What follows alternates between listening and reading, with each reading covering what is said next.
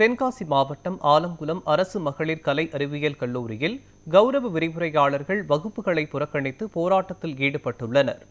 இதுகுறித்த கூடுதல் விவரங்களை நமது செய்தியாளர் விமலேஷ் வழங்க கேட்கலாம். விமலேஷ், வணக்கம். தமிழகம் முழுவதும் பல்வேறு கலை மற்றும் அறிவியல் கல்லூரிகளில் கௌரவ விரிவுரையாளர்கள் வகுப்புகளை புறக்கணித்து போராட்டத்தில் ஈடுபட்டு வருகிறார்கள்.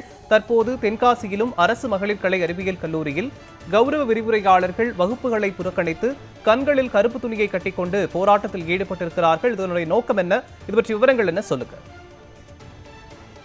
நிச்சயமாக மோகன், தமிழகம் முழுவதும் அரசு கலை மற்றும் அறிவியல் கல்லூரிகளில் பணியாற்றும் கௌரவ விரிவுரையாளர்கள் பல்வேறு கோரிக்கைகளை வலியுறுத்தி போராட்டம் நடத்தி வரும் நிலையில் தென்காசி மாவட்டம் ஆலங்குளம் அரசு மகளிர் கலை மற்றும் அறிவியல் கல்லூரியில் பணியாற்றும் கௌரவ விரிவுரையாளர்கள் இன்று ஏராளமானோர் வகுப்புகளை புறக்கணித்து போராட்டத்தில் ஈடுபட்டனர்.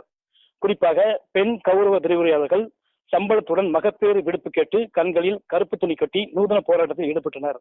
கௌரவ விரிவுரையாளர்களுக்கு யுஜிசி ஊதியம், அதாவது ரூபாய் 57,800 வழங்க வேண்டும். சம வேலைக்கு சம ஊதியம், 12 மாதம் ஊதியம் வழங்க வேண்டும். பெண் கௌரவ விரிவுரையாளர்களுக்கு ஊதியத்துடன் மகப்பேறு விடுப்பு வழங்க வேண்டும். மாற்றுத்திறனாளிகளுக்கு முறையான இடஒதுக்கீடு வழங்க வேண்டும் உள்ளிட்ட பல்வேறு கோரிக்கைகளை வலியுறுத்தி கோஷம் எழுப்பினர். மோகன், விவரங்களுக்கு நன்றி விமலேஷ்.